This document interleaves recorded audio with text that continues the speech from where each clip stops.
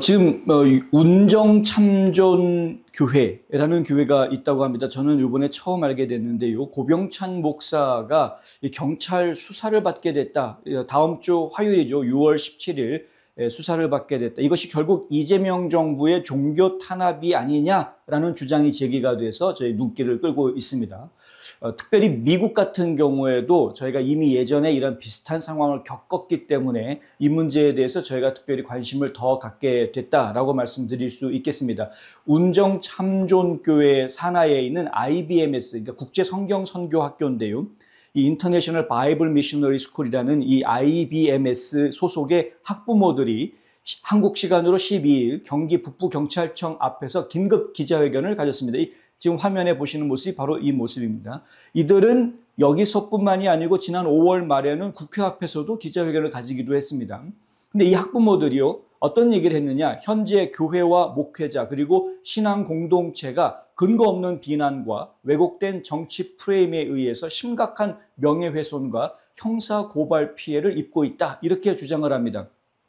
카카오톡을 통해서 유포되고 있는 운정참존교회 성도 및 고병찬 목사 자녀가 쓴 글이 있는데요. 이 글이 지금 계속 SNS를 통해서 좀 퍼지고 있는데 이 글의 내용을 보면 이런 말이 나옵니다. 오는 6월 17일 오후 2시 제 아버지이신 고병찬 목사님께서 경기 북부 경찰청에 출석해 수사를 받게 되셨습니다. 혐의는 놀랍게도 내란 선동 선전죄입니다. 아시다시피 이는 국가의 안보를 위협하는 형법상 중대한 범죄로 기소될 경우 최소 수년 이상의 실형이 선고될 수 있는 매우 무거운 사안입니다. 이렇게 쓰여져 있습니다. 내란 선동 선전죄, 이것을 목사에게 해서 형사 고발이 이루어졌다. 그래서 형사들이 지금 수사를 한다. 뭐 이런 이야기입니다. 고발의 근거가 뭐냐면요. 고 목사가, 이 고병찬 목사가 설교 중에 종북 주사파와 반국가 세력을 척결해야 나라가 산다라고 말했다라는 겁니다. 이러한 이념을 가지고 그리고 윤석열 전 대통령 탄핵 반대 입장을 설파하면서 비상계엄의 필요성을 언급했다. 이게 지금 고소를 당한 이유라고 합니다.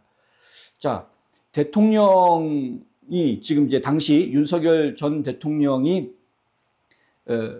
계엄을 선포한 것, 그건 필요한 것이었다라고 말하는 그것이 고소를 당해야 되는, 더구나 내란 선동죄로 고소를 당해야 되는 것인지, 고발당해야 되는 것인지, 그리고 윤 대통령의 탄핵에 반대한다라고 말하는 것이 역시 내란 선동죄, 선전죄로 고발당해야 될 내용인지 말이 안 되는 거죠. 왜냐하면 정치적인 입장은 사람들마다 다 다를 수 있는 것이고 모든 국민은 자신의 생각을 이야기할 수 있는 권리가 있습니다. 자신의 정치적 견해를 이야기하는 것인데 자신의 정치적 견해를 이야기하는 것이 내란 선동죄가 될 수는 없는 것이죠. 그런데 이런 것이 고발이 됐고 형사 수사로 이어진다. 특히 종북 주사파와 반국가 세력을 척결해야 나라가 산다라는 것은 이건 정답입니다. 정답. 뭐 루머도 아니고 틀린 말도 아니고 잘못된 말 전혀 아니고 맞는 말입니다. 종북 주사파와 반국가 세력 척결해야 나라가 살죠. 그러니까 옳은 이야기를 한 겁니다. 옳은 이야기를 했는데 반란 선동죄를 적용을 해서 고발이 됐다. 일각에서는 이렇게 이야기하는데요. 서부지법 폭력 사태와 이 교회가 연관이 되어져 있다. 이런 이야기를 하고요. 그리고 아이들한테 예배라는 걸 통해 가지고 극우 사상을 세뇌하고 있다. 이런 주장들이 제기가 되고 있다고 합니다. 그런데 이 교회 측 한 학부모 대표는 이런 말을 합니다. 명백한 허위 사실이다. 그렇지 않다는 거죠. 우리 교회는 해당 사건과 아무런 관련이 없다. 이를 통해 교회를 정치적 갈등의 희생양으로 삼으려는 시도는 결코 정당화될 수 없다. 이렇게 반박하고 있습니다. 이 학부모 대표는 이런 말을 합니다. 이 사태는 명백한 교회 탄압이자 신앙의 자유와 표현의 자유를 무참히 짓밟는 해악한 짓이다. 이렇게 규정을 합니다. 그리고 아름답고 선한 현장인 교회가 악의적인 의도로 인해 범죄 집단으로 몰리는 참혹한 현실은 부모로서 너무 비통하다. 이렇게 이야기했습니다. 교회 측은 한국교회는 이 상황 앞에 결코 침묵해서는 안 된다고 말하고요. 이 상황을 깨어 바라보고 함께 기도해 주시길 바란다라고 당부했습니다. 이재명 대통령의 공약사항들 중에 이 기독교계가 우려하고 있는 것이 여러 가지가 있겠습니다만 그중에 대표적인 게 뭐냐면 바로 성평등 정책입니다. 이른바 성소수자라고 이야기하는 LGBTQ들 이야기인데요. 이 사람들의 권리를 증진시키겠다라는 내용이 지금 이재명 대통령의 공약사항에 포함이 되어져 있습니다. 이 상당히 기독교계에서는 불편할 수밖에 없는 부분입니다. 왜냐하면 이 성소수자라고 불리는 사람들, 그것이 일단 성경적이지 않다라고 주장하고, 이게 신앙상 맞지 않는 거죠. 신앙적 양심에 부합하지 않는다라는 문제가 있는 겁니다.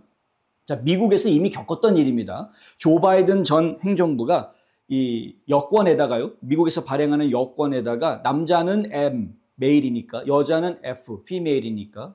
그런데 이 M 아니면 F 두 개밖에 없었던 거를 바꾸죠. 새로운 걸 하나 추가했습니다. X라는 걸 추가했습니다. 제3의 성별. 나는 남자도 아니고 여자도 아니에요 라고 주장하는 사람들에 대해서 X라고 표시해주는 여권을 만들었던 겁니다. 그러면서 대대적으로 홍보를 했습니다. LGBTQ 커뮤니티가 대대적으로 권리를 인정받게 됐다. 이제 자신을 떳떳이 드러낼 수 있는 권리를 인정받게 됐다. 엄청나게 홍보를 했습니다. 미국 내에서만 이러한 활동을 벌린 게 아니라 국무부를 통해서 전 세계에 있는 해외 공관들, 미국 대사관, 총영사관들을 통해 가지고 이런 LGBTQ들을 옹호하는 정책들을 홍보하고 심지어 다른 나라들한테 전파하는 노력까지도 펼쳤습니다. 이러한 정책이 기독교를 비롯한 종교계를 탄압한다라는 차원에서 역차별 논란을 불러왔던 것이 우리가 겪었던 일입니다.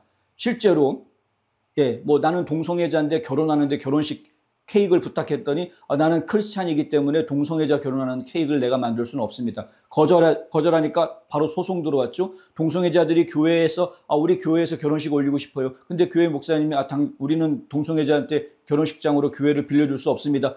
그래, 이거 차별이야. 소송. 이런 식으로 오히려 교회가 핍박당하고 공격당하는 요소로 역차별 당하는 이러한 논란이 계속해서 제기가 되어 왔던 것을 제가 기억을 합니다. 국민들이 분개할 수밖에 없었고 반론을 제기할 수밖에 없었죠. 결국 2024년 재선에 성공한 트럼프 행정부는 종교의 자유 보장을 기치로 내겁니다. 정부 공식 문서에 성별은 남자와 여자만 국한한다. 대통령 행정명령으로 딱 내려버렸습니다. 남자와 여자만 있다. 대통령을 누구를 뽑느냐에 따라서 얼마나 세상이 달라지는지를 저희가 확연하게 볼 수 있는 모습이었다. 자유민주주의 국가는 철저하게 자유를 인정해줘야 하는 겁니다. 대한민국의 헌정 질서도 그렇고 미국의 헌정 질서도 그렇고 본인의 생각을 분명하게 이야기할 수 있는 자유권은 보장되는 것이고요. 본인이 원하는 종교를 본인이 선택해서 그 신앙을 지키는 것도 그 사람의 자유권으로 보장이 되어주는 것이 자유민주주의 국가입니다. 자, 미국은 조 바이든 행정부 때 그 자유를 빼앗길 뻔했다가 다시 되찾았습니다. 지금 대한민국은 그 자유를 빼앗기려고 하는 상황에 처해 있는 것 같습니다. 이 문제에 대해서 많은 국민들이 관심 가져주셔야 하겠고 특히 대한민국의 교계가 관심을 갖고 지켜봐 주셔야 할 것 같습니다. 그런데 대한민국 언론들 완전히 외면하고 있는 모습을 제가 보고 있습니다. 매우 안타깝습니다.